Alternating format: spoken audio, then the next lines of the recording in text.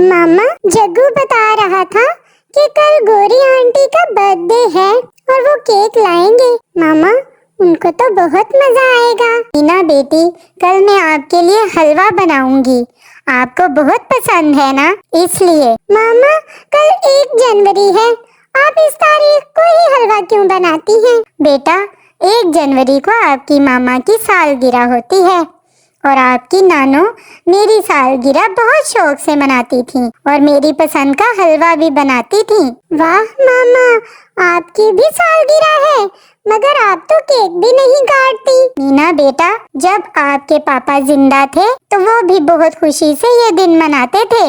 अब हमारे हालात इस बात की इजाजत नहीं देते। मामा, मेरा भी दिल कर रहा है कि मैं आपकी बर्थडे धूमधाम से मनाऊं। मेरी बेटी, आप मेरे लिए इतना सोच रही हो, यही बहुत है। आप ऐसा करो, दरवाजा बंद कर लो, मैं खाना ढूंढने जा रही हूँ। टूनी चिड़िया जंगल की तरफ निकल जाती है।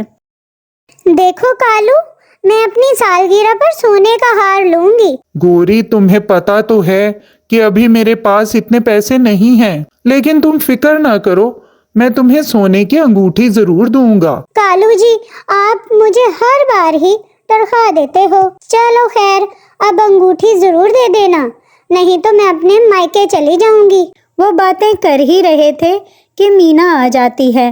गौरी आंटी, कल आपकी सालगिरह की तरह मेरी मामा की भी बर्थडे है। क्या ऐसा हो सकता है कि जब आप केक काटे तो साथ मेरी मामा को भी शामिल कर लें? हे, क्या बात कर रही हो लाडो रानी? मैंने सारे टटपूंजियों का ठेका नहीं लिया हुआ। जब औकात नहीं है तो इतने ख्वाब ही क्यों देखती हो? चलो भागो यहाँ से, आ गई रंग में भंग डालने। निकलो यहाँ से। मगर आंटी, जाती हो कि लगाऊं 2 हाथ? मीना रोते हुए घर चली जाती है। रोते रोते उसकी आंख लग जाती है। मीना बेटा, परेशान ना हो, हम आपकी मामा की सालगिरह बहुत धूमधाम से मनाएंगे। सच परी आंटी? मगर मेरी मामा के पास तो इतने पैसे ही नहीं हैं। आप ये सब मुझ पे छोड़ दो। वाह परी आंटी, फिर तो बहुत मजा आएगा। मैं अपने दोस्त टीटू कबूतर को भी बुलाऊंगी। मीना बेटा, आप दरवाजा खुला छोड़कर ही सो गई। मीना की एकदम आंख खुल जाती है। सॉरी मामा, आपको पता है मैंने ख्वाब में परी आंटी को देखा और वो आपकी बर्थडे के लिए बहुत सारी चीजें लाएंगी। मीना बेटा, आप फिर से वही बात लेकर बैठ गई। नहीं मामा, मैं सच कह रही हूँ। देखना, सुबह परी आंटी सालगिरह के लिए चीजें लेकर आएंगी। अच्छा बेटा, शाम हो रही है, आप ये दाना खा लो। ठीक है मामा। मीना दाना खा लेती है। मामा, मैं तालाब से पानी पी आऊं? हाँ बेटा, जाओ और जल्दी आ जाना। मीना खुशी खुशी तालाब की तरफ उड़ जाती है। उसको मालूम था कि टीटू और जग्गू इस वक्त तालाब पे ही होंगे। लो जी, मीना भी आ गई। टीटू दोस्त, मैं आपको दावत देने आई हूँ। आप मेरी मामा की सालगिरह में जरूर आना, हम बहुत धूमधाम से सालगिरह मनाएंगे। जग्गू हंसने लग जाता है। कौन सी सालगिरह? कुछ देर पहले तो तुम मेरी मामा से भीख मांग रही थी, अब पैसे कहाँ से आ गए तुम्हारे पास? मीना बोली, जहाँ से भी आए, कम से कम तुम्हारे पापा के पैसों की तरह चोरी के नहीं हैं। अच्छा, चलो बस करो अब। मीना, मैं जरूर आऊंगा सालगिरह पर और गिफ्ट भी लाऊंगा। ठीक है, मैं अब मीनू मौसी की तरफ दावत देने जा रही हूँ।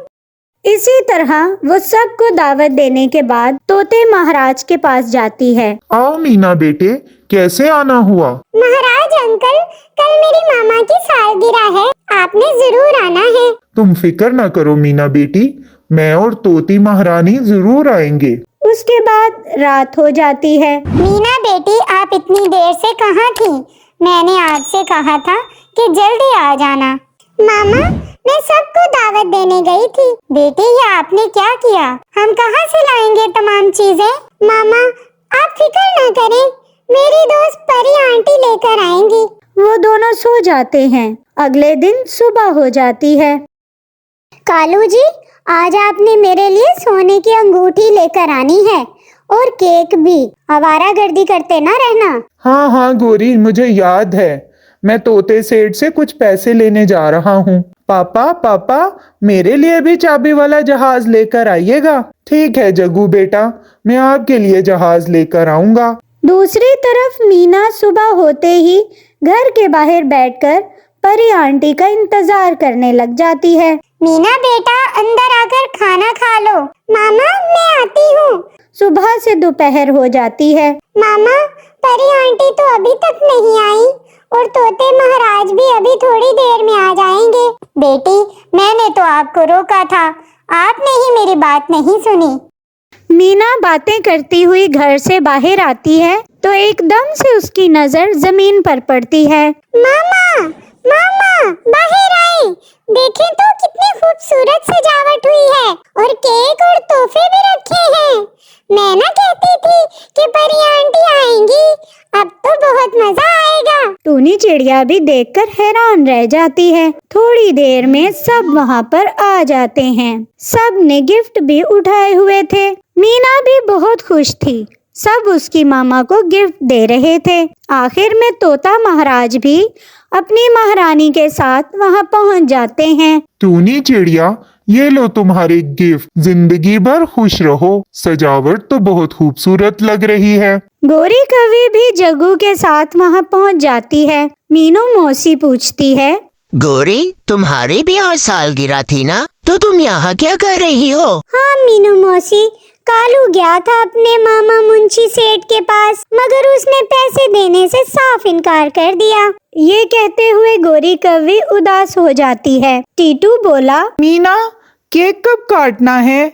बहुत भूख लग रही है। ये सुनकर सब हंसने लग जाते हैं। टूनी चिड़िया केक काटने लगती है तो वो गोरी कवि को आवाज देती है, गोरी बहन, मेरे पास आए। आपने सालगिरह का इंतजाम नहीं किया तो क्या हुआ, हम मिलके केक काटते हैं। ये सुनकर गोरी रोने लग जाती है। टूनी बहन, मुझे माफ कर दें, मैंने मीना के साथ बहुत बुरा सलूक किया और आप कितनी अच्छी हो, आपने फिर भी मुझे अपनी खुशी में शामिल किया। टूनी और गोरी मिलकर केक काटते हैं और सब मिलकर केक के साथ साथ चाय भी पीते हैं। लेकिन तोता महाराज उनको खबर भी नहीं लगने देता कि ये सारा इंतजाम उसने किया था। तो दोस्तों, इस कहानी से हमें सबक मिलता है कि अगर हम दूसरों को अपनी खुशी में शामिल करते हैं तो खुशी कम होने की बजाय बढ़ती है।